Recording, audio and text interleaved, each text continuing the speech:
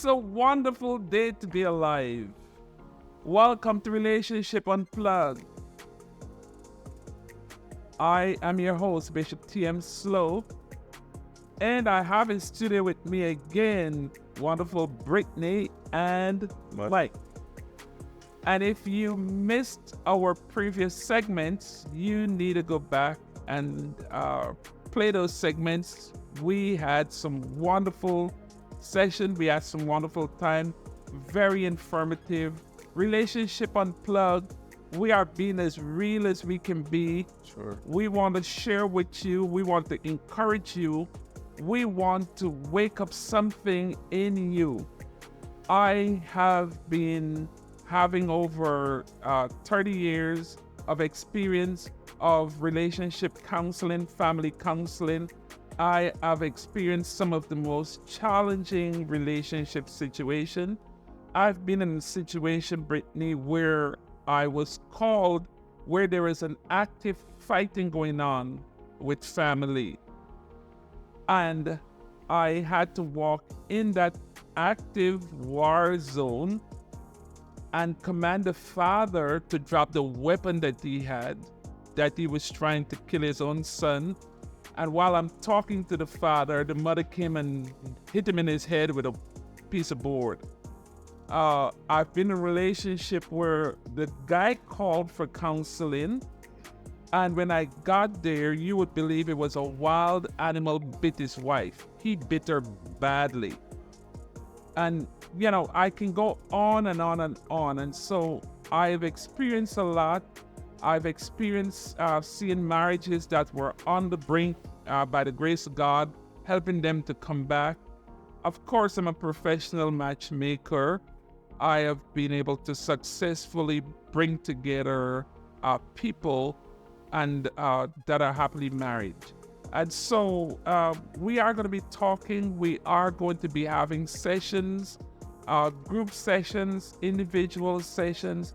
We're going to be having all kinds of sessions. We hope that you are going to share with us and enjoy our time together. Okay, from our last session, Brittany, I know we had a lot to unpack. What resonated with you from our last session? Identifying red flags and kids, the conversation about kids. Good. So we talk about some things that you need to talk about, 5 things that we call red flags. And so if in your initial getting to know you sessions, you cannot get past a comfortable conversation on religion, money, sex, family size, which involve kids, and compatibility, what you have in common that would make you friends, then you probably should go on the brakes and don't proceed. Some people see red flags up front. Some people see reasons why they should not get in the relationship, and they think they can be God. I'm going to change him. I'm going to change her. Don't go into a relationship saying that you can change somebody. What resonated with you from the last conversation? The compatibility, understanding like you don't have to rush the relationship. Everything takes time, so allowing it to develop as it should definitely was. And I know you have some questions on the table for us. And if you're listening to us, remember my new book, Getting to Your Next Level, revised edition. You need to get it if you did not. Yes. You need to continue to tune in with us. We are going to be offering for our program a one-on-one session. If you have a young people group, a senior group, a marriage forum, and you want us to share in any of those, you can let us know. We're more than willing to share with you. Mike, I think you have a couple of questions that you want to throw on the table for us today. Starting off, what do you think are the biggest challenges people face when dating today? Challenges when dating. So, I think one of the biggest challenge in dating is succumbing to pressures.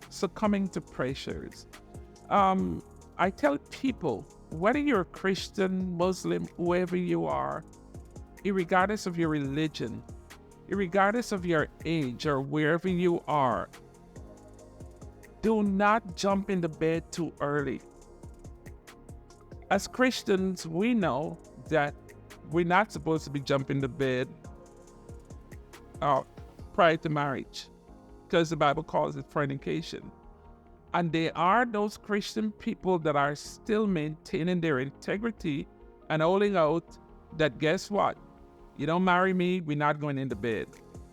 But the question of jumping in the bed, see, the mistake that people make, they succumb to pressure, they jump in the bed, they start having sex, they start having intimacy, and they start having intimacy with somebody that they really don't know. That's real. And then when the person starts unpacking who they are, so you become confused now because you are intimately related to this person, but wait a minute, I really don't know this person. And so you want to get to know somebody, very important. Try them, test them, push their button, make a date, show up late, do a cancellation. Let's see how they act with disappointments. Let's see how they act when their needs are not met. You know, push some buttons and try to find out who this person really is. And so let's put sex and intimacy on hold. Let's get to know each other and see if we're really compatible, if we can be friends. Friendship is more important than sex. I don't know. I mean, what do you think? I think your level of comfort and you being able to be yourself is what matters the most. Sex is like, it's just like an addition. It shouldn't be the base. You shouldn't start anything on a foundation because, like you said, you could have sex with somebody and then realize, like, I don't really like him, or I don't really like who she is. No, that's real. Yeah. So getting to know the person before you get your emotions involved is very important. It's one of the big mistakes. Some people think by having sex with somebody, I'm going to keep them. I'm going to tie them up. No, don't do that. Thinking with the wrong head. You don't. Just think with your top head. Keep your sober head on. And so I see that as one of the big mistakes. What's the next question you have? What are your thoughts on dating apps? Are they helpful or harmful to finding genuine connections? So it goes here and there. However, I'm gonna say it can be helpful or it can be dangerous. It becomes dangerous if you allow yourself to just go and you become gullible and you are not careful and you put too much of you out there without, the real foundation. Because I've heard situations of people going on dating app, planning marriage without even meeting the person. That is like hilarious. That is like crazy. Sending money for people and doing all kinds of things even before you meet them. Those kinds of things should be a no-no. So yes, I could go on a dating app. I get to see somebody, meet somebody. We start a talk. Before I go into certain depths, let's talk about the meeting. And if you are going to get a meeting, you want to be extremely careful with that also. If you are going to ever meet a stranger, you always meet them in a safe public place. Very important. It must be a safe public place. Don't give up your address and the details of where you're living and all of that. Don't give up too much personal information. Very important. And so, yes, dating app can be helpful. There are people who have found their match on a dating app, but just remember there is a lot of danger. And by the way, you want to know that if you stay tuned with us, we are going to be getting our dating app out there. And what we are going to be doing with our dating app that's going to make it different than others. Talk to me. Is that we are going to actually process people before we throw them out there. One-on-one session? one-on-one session, we want to get references from your pastor or some community person. We want to know about you. We want to know that you're a genuine person. We want an early resume about you. We want to know that the people that we're going to be putting on our app are people that have passed the test. Okay.